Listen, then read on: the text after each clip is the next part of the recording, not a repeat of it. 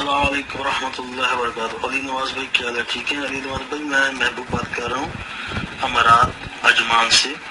تو الحمدللہ آپ کا جو کام شروع کیا آپ نے، یہ بہت اچھا کام کیا۔ مرزا محمد علی جو مرزا ہے جیل میں، اس کے بارے میں ان کے بارے میں کلپ وہ بھیجتا ہے، تو اس سے بہت فائدہ ہو رہا ہے جو آپ اس کا جواب دے رہے ہیں۔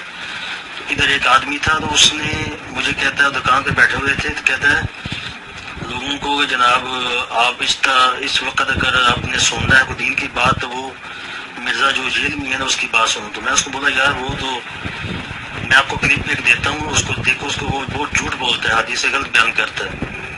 تو میں آپ کی کلپ اس کو سینڈ کیے تھے، 15 جھوٹ 20 جتنے بھی جھوٹ والے آپ نے کلپ تیار کیے تھے۔ تو اس کے بعد اس آدمی نے جواب نہیں مجھے دیا، مجھے کہہ رہا تھا یہ جعلی کلپ بنائے ہوئے آپ نے۔ میں بھائی چیک کر لو، اگر ہوئے ہم اس کے جواب دار ہیں۔ تو اس کے بعد اس نے اس دکان پہ بیٹھنا بھی چھوڑ دیا اور دوبارہ اس نے کوئی جواب نہیں دیا اس کا۔ تو الحمدللہ اس کا بہت فائدہ، اللہ آپ کو جزا دے۔ وعلیکم السلام ورحمۃ اللہ وبرکاتہ۔ جی بہت شکریہ۔ اب مرزا جیلمی کے ماننے والے اب اس کے ہی کلپس کو کہہ رہے ہیں جعلی کلپس۔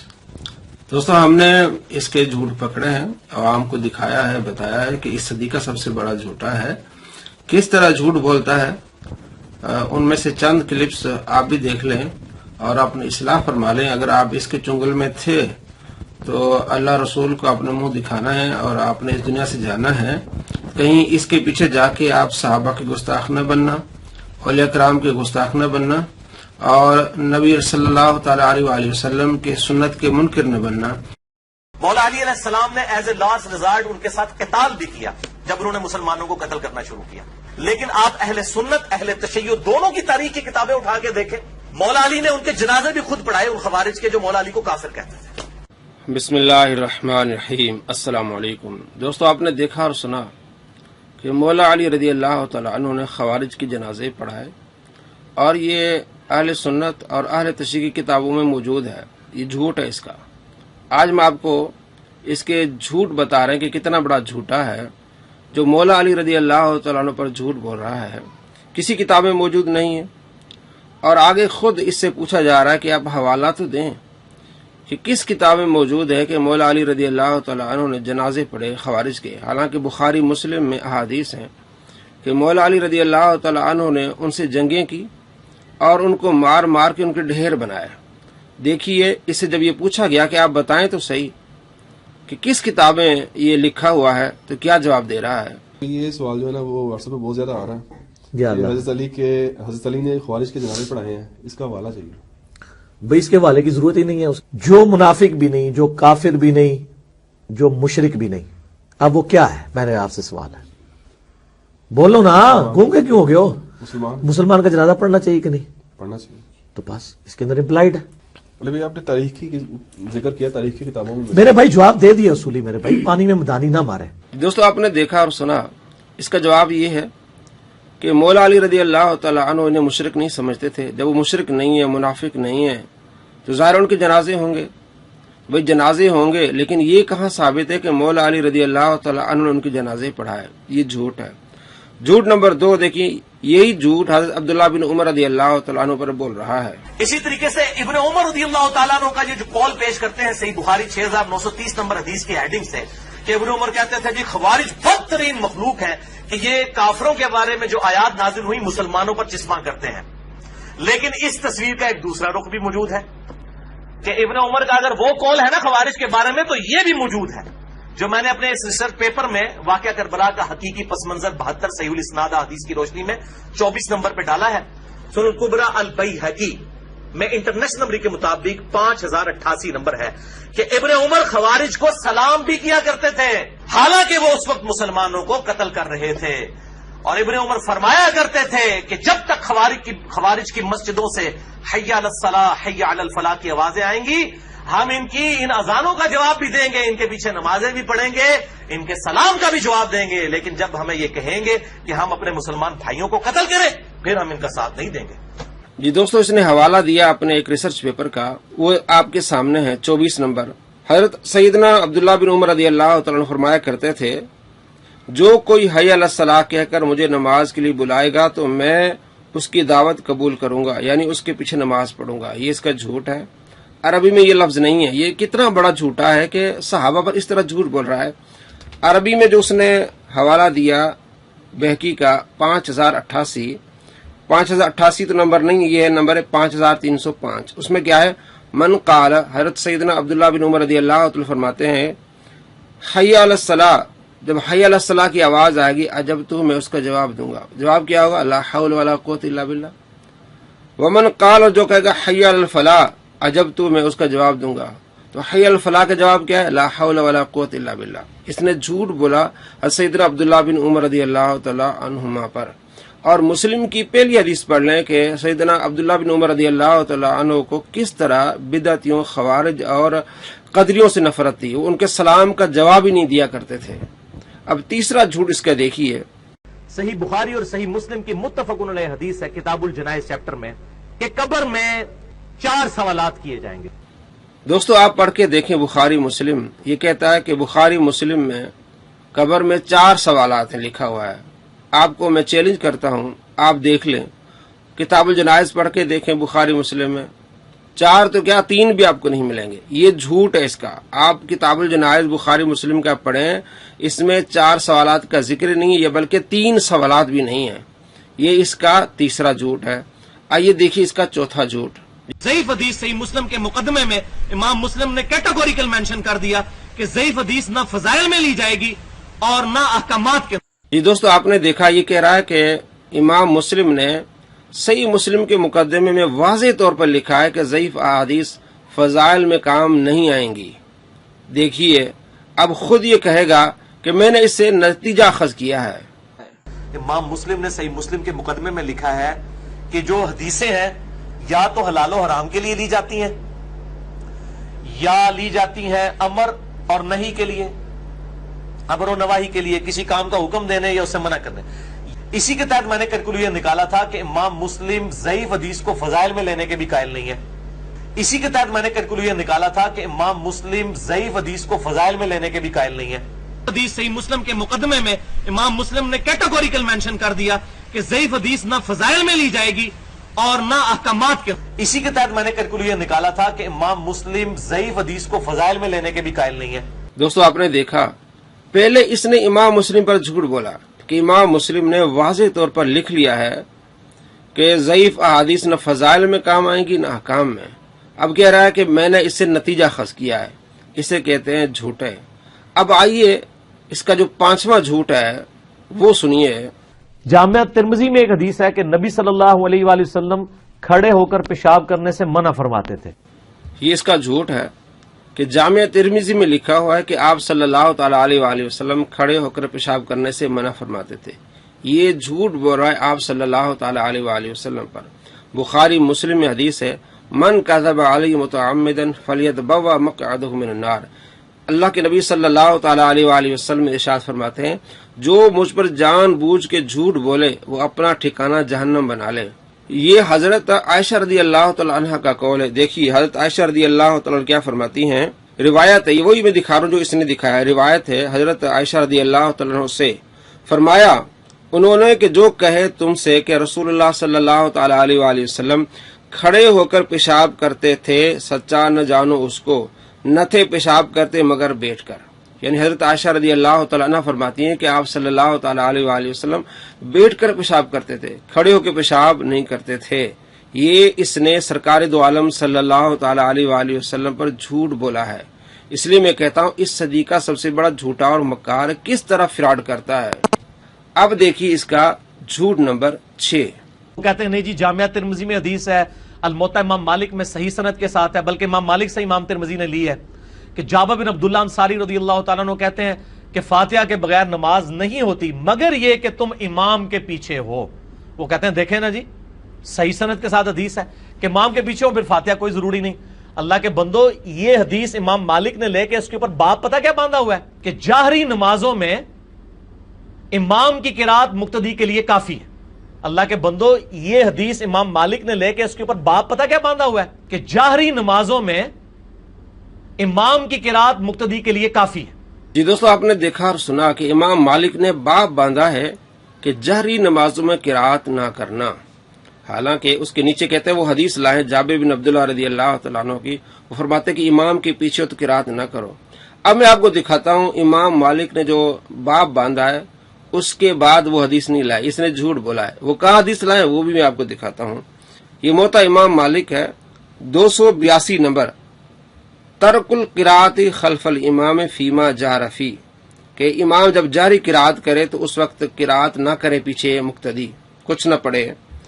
283 نمبر پر حدیث لائے ہیں مالک ان نافع ان عبداللہ بن عمر رضی اللہ تعالیٰ عنہ، کہ عبداللہ بن عمر رضی اللہ تعالیٰ عنہ سے جب سوال کیا گیا کہ جب کوئی بندہ امام کے پیچھے ہو تو قراءت کرے یا نہ کرے، فرماتے ہیں اذا صلی احدکم خلف الامام فحسبوا قراءت الامام، جب بندہ امام کے پیچھے ہو تو امام کی قراءت مقتدی کے لیے کافی ہے۔ اس میں نہ جاری کا ذکر ہے نہ سری کا ذکر ہے۔ ایک تو اس نے باب کی بات کر کے جھوٹ بولا۔ اب اگلی جو حدیث ہے 384، اس میں کیا ہے، وکان عبداللہ بن عمر لا یقرأ خلف الامام، کہ عبداللہ بن عمر رضی اللہ تعالیٰ عنہما امام کے پیچھے قراءت نہیں کرتے تھے۔ اب اس نے جو حدیث بیان کی ہے جابر بن عبداللہ کی، وہ میں آپ کو دکھاتا ہوں، اور وہ میں آپ کو باب بھی بتاتا ہوں کہ اس نے کس طرح دھوکہ دیا عوام کو اور کس طرح اس نے جھوٹ بولا۔ یہ باب ما جاء فی ام القرآن 274، باب 274 ما جاء فی ام القرآن، اس کے تحت امام مالک رضی اللہ عنہ وہ حدیث لائیں 274۔ آگے 275، اس میں فاتحہ کی جو فضیلت ہے وہ حدیث ہے، بخاری مسلم میں جو حدیث ہے، اس سے اگلی حدیث ہے 276۔ یہ وحدثنی عن مالک عن وہب بن کیسان انہ سمع جابر بن عبداللہ رضی اللہ عنہ یقول من صلی رکعۃ لم یقرأ فیہا بام القرآن، حضرت جابر بن عبداللہ کہتے ہیں کہ جس نے نماز پڑھی اور اس میں سورہ فاتحہ نہ پڑھی اس کی نماز نہیں ہوگی۔ فلم یصلی الا وراء الامام، یعنی کہ امام کے پیچھے ہو تو پھر فاتحہ نہیں پڑھنی۔ اب باب کیا ہے وہ میں نے آپ کو دکھا دیا۔ باب امام مالک نے بتایا ما جاء فی ام القرآن، سورہ فاتحہ پڑھنے کے بارے میں یہ باب ہے، سورہ فاتحہ پڑھنے کے بارے میں باب ہے۔ تو اس نے جھوٹ بولا کہ امام مالک نے باب باندھا ہے کہ اونچی جب امام قرات کرے اس وقت تم خاموش رہو، اور باب کیا ہے ما جاء فی ام القرآن، تو یہ جھوٹ ہے اس کا۔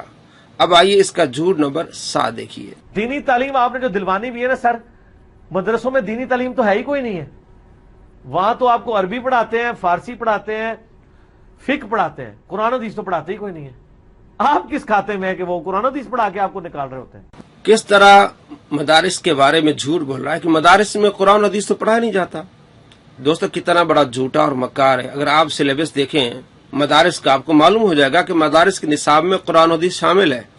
سب سے پہلے جو مدارس میں پہلے درجے میں پڑھایا جاتا ہے وہ قرآن پاک کا ترجمہ تجوید آپ کے سامنے، تنظیم المدارس کا نصاب ثانویہ عامہ یعنی میٹرک سال اول میں کیا پڑھایا جاتا ہے، ترجمہ پارہ اول تا اختتام پارہ سوم، 3 سپارے پڑھے جاتے ہیں، ساتھ میں تجوید پڑھی جاتی ہے، اس کے علاوہ پھر عقائد اور صرف نحو۔ دوسرے سال میں 4 سپارے سے لے کر 9 سپارے تک پڑھایا جاتا ہے۔ اب آگے دیکھیے، تیسرے سال میں ثانویہ خاصہ سال اول میں قرآن پاک کا ترجمہ پڑھایا جاتا ہے 10ویں سپارے سے لے کر 18ویں سپارے تک۔ اور حدیث کی کتاب کون سی پڑھائی جاتی؟ آپ کے سامنے ریاض الصالحین، کہتے ہیں قرآن حدیث نہیں پڑھایا جاتا۔ ثانویہ خاصہ سال دوم FA قرآن مجید، تفسیر جلالین 19ویں سپارے سے لے کر 24ویں سپارے تک، اور حدیث کی کتاب مسند امام اعظم رضی اللہ تعالی عنہ۔ عالیہ سال اول BA، اس میں تفسیر، اصول تفسیر پڑھایا جاتا ہے، جلالین 25ویں سپارے سے لے کر 30ویں سپارے تک، یہاں قرآن پاک مکمل ہو جاتا ہے۔ حدیث میں مشکات پڑھائی جاتی ہے، اگلے سال مشکات پڑھائی جاتی ہے، اس سے آگے جو ہے وہ دوسری احادیث کی کتب پڑھائی جاتی ہیں اور دورہ حدیث کرایا جاتا ہے۔ کتنا بڑا اس نے جھوٹ بولا کہ مدارس میں قرآن حدیث کی تعلیم ہی نہیں ہوتی۔ اسے کہتے ہیں اس صدی کا سب سے بڑا جھوٹا اور مکار۔ آگے اس کا جھوٹ نمبر 8 دیکھیے۔ کسی اسکول کی کتاب میں ملے گا کہ اگر کوئی کتے کے ساتھ کر لے یا گدھے کے ساتھ کر لے، تو فقہ کی بنیادی کتابیں جو پہلے سال میں پڑھائی جاتی ہیں نا، اس میں یہ قدوری شریف جو لکھا ہوا ہے، یہ قدوری بدماش شریف نہیں ہے، اس میں یہ سارے مسئلے لکھے ہوئے ہیں۔ جی دوستو، آپ نے دیکھا اور سنا کس طرح بدتمیزی سے بات کر رہا ہے کہ پہلے سال میں شروع میں جب بچہ جاتا ہے تو اسے بدماش قدوری تھما دیتے ہیں۔ یہ اس کا جھوٹ ہے۔ یہ نصاب ہے آپ کے سامنے کہ پہلے سال میں قدوری نہیں پڑھائی جاتی، بلکہ قدوری پڑھائی جاتی ہے تیسرے سال میں۔ پہلا سال کیا ہے؟ سال اول، اس میں فقہ کی کتاب پڑھائی جاتی ہے، قانون و شریعت، اور دوسرے سال میں پڑھائی جاتی ہے فقہ کی کتاب نور الایضاح، اور تیسرے کتابیں پڑھائی جاتی ہے مختصر القدوری. اس نے کہا کہ پہلے سال میں ان کو تھمائی جاتی ہے، حالانکہ تیسرا سال کون سا ہوتا ہے؟ FA سال اول. نیوٹن تے آئنسٹائن نو ڈگری دی لوڑ نہیں ہوندی. یہ ڈگریاں تے نیوٹن آئنسٹائن ہوتے ہوندیاں نے. نیوٹن 8ویں کلاس میں اسکول سے بھاگ گیا تھا، مجھے کہتے ہیں ڈگری لے کے آؤ. ہم کہتے ہیں نیوٹن کے پاس کون سی ڈگری ہے؟ نیوٹن کے اوپر PhD ہوتی ہے فزکس کی. نیوٹن اور آئنسٹائن کو ڈگری کی ضرورت نہیں ہوتی ہے. یہ اس کا نواں جھوٹ ہے. اپنی جہالت کو چھپانے کے لیے یہ نیوٹن اور آئنسٹائن پر بھی جھوٹ بول رہا ہے کہ نیوٹن 8ویں کلاس سے بھاگ گیا تھا. میرے دوستو، آپ گوگل پر سرچ کریں کہ نیوٹن 8ویں کلاس سے اگر بھاگ گیا تھا تو اس نے ماسٹر کی ڈگری کیسے لی؟ یہ کہتا ہے ان کے پاس ڈگریاں نہیں تھی. اور آئنسٹائن نے PhD کیا ہوا ہے. کیا PhD ڈگری نہیں ہے؟ پاکستان میں سب سے بڑی ڈگری PhD کی ہے، تو انہوں نے PhD کی ڈگری کی ہوئی ہے. اور نیوٹن نے ماسٹر کی ڈگری کی ہوئی ہے، تو یہ کہتا ہے کہ ان کے پاس ڈگریاں کوئی نہیں تھی. اتنا بڑا جھوٹا اور مکار آپ نے دنیا میں نہیں دیکھا ہوگا. کہ اگر کوئی کتے کے ساتھ کر لے یا گدھے کے ساتھ کر لے تو فقہ کی بنیادی کتابیں جو پہلے سال میں پڑھائی جاتی ہیں نا، اس میں یہ قدوری شریف جو لکھا ہوا ہے، یہ قدوری بدماش شریف نہیں ہے، اس میں یہ سارے مسئلے لکھے ہوئے ہیں. اور اگر میں جھوٹ بول رہا ہوں تو آ کے مجھے بتا دیں. آپ یہ نہ نکلے ان کتابوں کے اندر تو آپ مجھے پکڑ لیں. اب اس کا 10واں جھوٹ کیا ہے؟ وہ یہ ہے، وہ کہتا ہے کہ ان کتابوں میں لکھا ہوا ہے کتے سے، گدھے سے، نعوذ باللہ من ذالک. اگر نہ نکلے تو مجھے بتا دینا، میں جھوٹا ہوں. جو بھی دیکھیں آپ، یہ بہت بڑا جھوٹا ہے. یہ مختصر القدوری آپ کے سامنے ہے. صرف اتنا ہے کہ ومن واتی بہیمتن، جس نے وتی کی جانور سے. اور احادیث میں ابن ماجہ میں، ترمذی میں، نسائی میں، کتاب الحدود میں احادیث ہیں. آپ صلی اللہ تعالی علیہ وآلہ وسلم کا فرمانے کہ جو جانور سے وتی کرے اس کا حکم کیا ہے. تو ظاہر محدثین فقہا جب کتاب الحدود کا ذکر کریں گے فقہ کی کتابوں میں تو ان حدیث کو لائیں گے، پھر حکم بیان کریں گے. تو اگر یہ بات غلط ہے، صرف اتنی بات لکھی انہوں نے، اور یہ نہیں ہے کہ کتے سے گدھے سے پوری قدوری آپ پڑھ لیں، یہ جھوٹ بولا اس نے. یہ 10واں جھوٹ ہے اس کا. اور وہ حدیث کی شرح کر رہے ہیں کہ جو جانور سے وتی کرے اس کا حکم کیا ہے. اور اس بندے نے کس انداز سے بات کی، الامان والافید. اس کا جھوٹ نمبر 11 دیکھیے. فقہ حنفی میں یہ لکھا ہوا ہے کہ اگر کوئی شخص کتا اٹھا کے نماز پڑھے تو اس کی نماز بالکل درست ہے، لیکن اگر کوئی شخص اپنے چھوٹے بچے کو اٹھا کے نماز پڑھے تو اس کی نماز باطل ہو جائے گی. دوستو، یہ بھی اس کا جھوٹ ہے کہ فقہ حنفی میں لکھا ہوا ہے کہ کتا اٹھا کے نماز پڑھے تو نماز جائز ہے، بچہ اٹھا کے نماز پڑھیں گے تو نماز جائز نہیں ہوگی. نعوذ باللہ من ذالک. فقہاء اور محدثین احادیث کو سامنے رکھ کے اس سے مسائل اخذ کرتے ہیں. مثلا بخاری شریف میں حدیث ہے 516، آپ صلی اللہ تعالی علیہ وآلہ وسلم نے اپنی نواسی کو اٹھا کے نماز پڑھی. اب اس سے محدثین اور فقہاء مسائل اخذ کرتے ہیں کہ آپ اگر ایک ہاتھ سے کوئی عمل کرتے ہیں تو آپ کی نماز ہو جائے گی. جس طرح آج کل کے لحاظ سے اگر آپ کو موبائل بج رہا ہے تو آپ ایک ہاتھ سے موبائل کو بند کر لیں تاکہ دوسرے ڈسٹرب نہ ہو. اس طرح فرضی مسائل بھی بیان کرتے ہیں کہ اگر کسی نے کتا اٹھا لیا یا کچھ کتے رکھے گئے ہیں، جیسے بخاری مسلم میں احادیث ہیں، آپ صلی اللہ تعالی علیہ وآلہ وسلم نے جانوروں کی حفاظت کے لیے کتے رکھنے کی اجازت دی ہے. اب اگر کوئی مسئلہ بن جائے، بندے نے کتے رکھے ہوئے ہیں، نماز پڑھتے ہوئے کتا اس کو چمٹ جائے یا ساتھ میں چارپائی پڑی ہوئی ہے اور کتا اس پہ چڑھ کے اس کے اوپر آ جائے تو یہ اٹھا لے، تو کیا اس کی نماز ہوگی کہ نہیں ہوگی؟ فرضی مسائل ہوتے ہیں. یہ نہیں کہ کتا اٹھا کے آپ نے نماز پڑھنی ہے. اور احادیث میں بخاری مسلم میں احادیث ہے کہ آپ صلی اللہ تعالی علیہ وآلہ وسلم نے گدھے پر نماز پڑھی ہے. اس کا مطلب یہ نہیں کہ آپ گدھے پر کھڑے ہو کے نماز پڑھیں، یہ جواز ہے. تو اسی طرح فرضی مسائل بیان کرتے فقہاء کہ اگر ایسا مسئلہ ہو تو کیا آپ کی نماز ہوگی کہ نہیں ہوگی. تو فرماتے ہیں کہ اگر اس کا منہ بندھا ہوا ہے، چونکہ وہ جانور جس کا گوشت ناپاک ہے اس کا لعاب بھی کیا ہوگا؟ ناپاک ہوگا. کتے کا گوشت ناپاک ہے، حرام ہے، تو اب اس کا لعاب ہوگا ناپاک. تو اس لحاظ سے کتا اٹھا کے اگر اٹھا لے بندہ اور اس کو لعاب لگ جائے تو کپڑا ناپاک ہو جائے گا. اگر کتے کا منہ بندھا ہوا ہے تو بعض اوقات کتے کا منہ باندھ لیتے ہیں تاکہ کسی کو جو ہے وہ کاٹ نہ لے. تو اس وجہ سے کہتے ہیں کہ اگر ایسا مسئلہ ہو تو نماز ہو جائے گی. یہ فرضی مسائل بیان کرتے ہیں کہ اگر ایسا ہو جائے تو نماز ہو جائے گی. اور آگے لکھتے ہیں کہ آپ صلی اللہ تعالی علیہ وآلہ وسلم نے اپنی نواسی کو اٹھایا. آپ صلی اللہ تعالی علیہ وآلہ وسلم نے کر کے دکھایا جائز ہے. اس نے کہا کہ فقہ حنفی میں لکھا ہوا ہے کہ بچہ اٹھا کے نماز پڑھنا ناجائز ہے. نعوذ باللہ من ذالک. دیکھیے نعمت الباری جلد نمبر 2 صفحہ نمبر ہے 342. علامہ کاسانی کے حوالے سے لکھا ہے بدائع ثنا جلد نمبر 2 صفحہ نمبر 146. دارالکتب العلمیہ بیروت سے کتاب چھپی ہے 1418 میں. نعمت الباری میں لکھا ہے کہ علامہ کاسانی نے اس حدیث کا ذکر کر کے کہا نبی صلی اللہ تعالی علیہ وآلہ وسلم کے یہ عمل مکروہ نہیں تھا کیونکہ آپ کو اس کی احتیاج تھی، وہاں پر اس بچی کی حفاظت کرنے والا اور کوئی نہیں تھا، یا آپ اپنے اس فعل سے اس کا حکم شرعی اور جواز بیان کرنا چاہتے تھے، اور یہ فساد نماز کا موجب نہیں ہے، یعنی بچے اٹھا کے نماز پڑھنا فساد نماز کا موجب نہیں ہے۔ اس طرح ہمارے زمانے میں بھی ہم میں سے کسی کے لیے عمل مکروہ نہیں ہے، مکروہ نہیں ہے، نماز ہو جائے گی، اور فساد نماز کا موجب نہیں ہے، یعنی اسے نماز نہیں ٹوٹے گی۔ اس نے کیا کہا کہ فقہ حنفی میں لکھا ہوا ہے کہ نماز ٹوٹ جائے گی، نماز نہیں ہوگی۔ اسے کہتے ہیں اس صدی کا سب سے بڑا جھوٹا اور مکار۔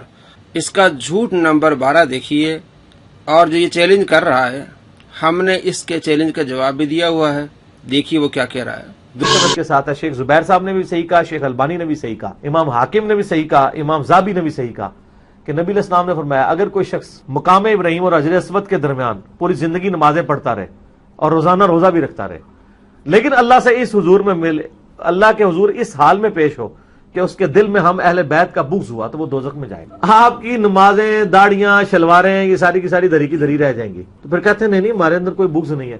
بغض نہیں ہے تو اہل بیت اور حضرت علی کی شان میں جب کوئی حدیث شیئر کروائی جاتی ہے تو آپ کو تکلیف کیوں ہوتی ہے؟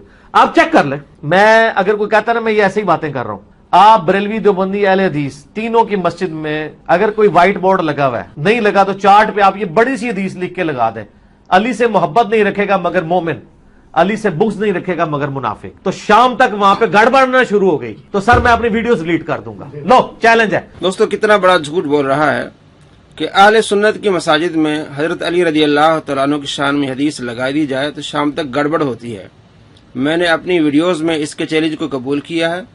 454 نمبر ویڈیو ہے میری، 455 نمبر ویڈیو ہے میری، اس میں میں نے دکھایا ہے اپنی مسجد میں نے یہ حدیث لگائی ہے، اپنے مقتدیوں سے میں نے پوچھا ہے، وہ خوش ہوتے ہیں۔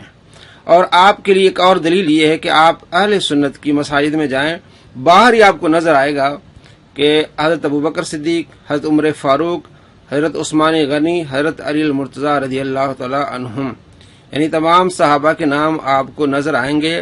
نعوذ باللہ اگر بغض ہوتا حضرت علی رضی اللہ تعالیٰ عنہ سے تو کبھی نام نہ لکھا جاتا۔ اہل سنت حضرت علی رضی اللہ تعالیٰ سے محبت کرتے ہیں، تمام صحابہ سے محبت کرتے ہیں۔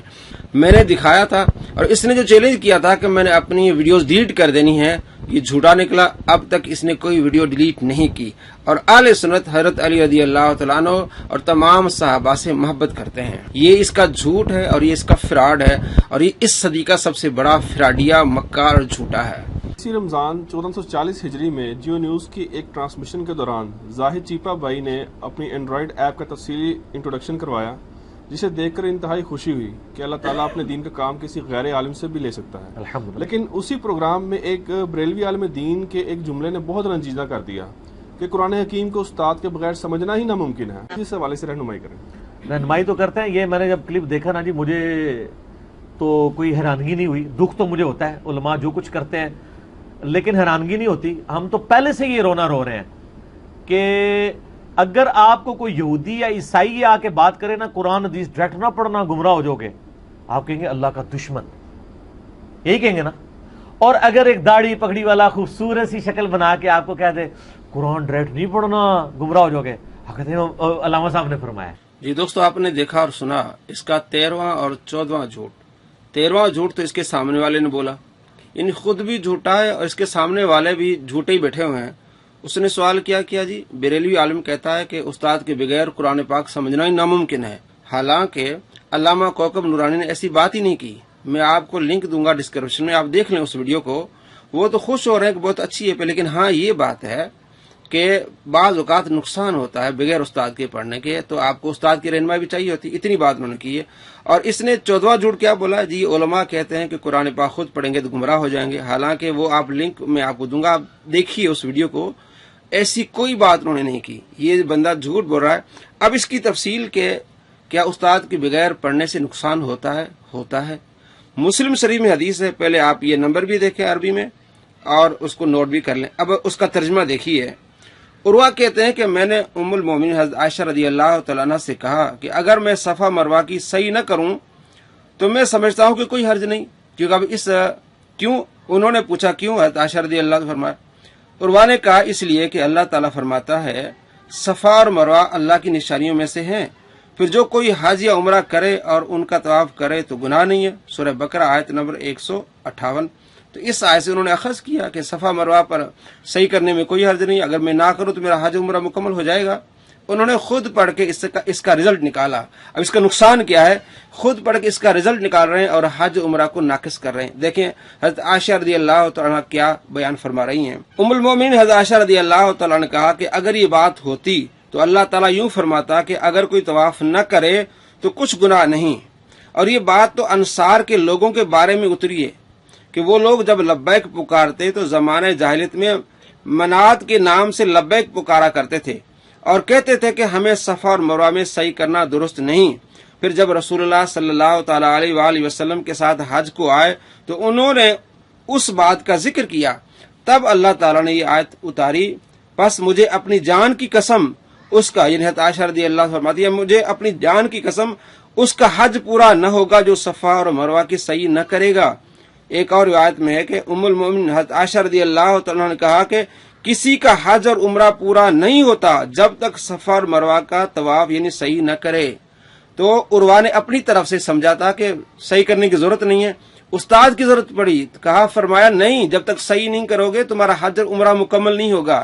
یہ نقصان ہوتا ہے بغیر استاد کے قرآن پاک کو سمجھنے کا۔ بعض اوقات تو علامہ صاحب نے کہا بعض اوقات نقصان ہوتا ہے، ٹھیک بات انہوں نے کہی، لیکن اس کے سوال کرنے والے نے بھی جھوٹ بولا اور اس نے بھی جھوٹ بولا۔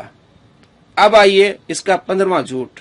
جوتا الٹا ہو تو لوگ سمجھتے ہیں کہ یہ گناہ اور کوئی بدشگنی ہے، فوراً اس کو سیدھا کرنے بھاگ جاتے ہیں، اس میں کوئی منطق یہ پرانے لوگ سمجھتے تھے، اب تو الیاس قادری صاحب کا باقاعدہ کلپ آیا کہ اگر جوتی الٹی ہو تو اس کو سیدھا نہیں کرنا چاہیے۔ جی اگر چپل الٹی ہو جائے تو پھر کیا جھگڑا ہوتا ہے؟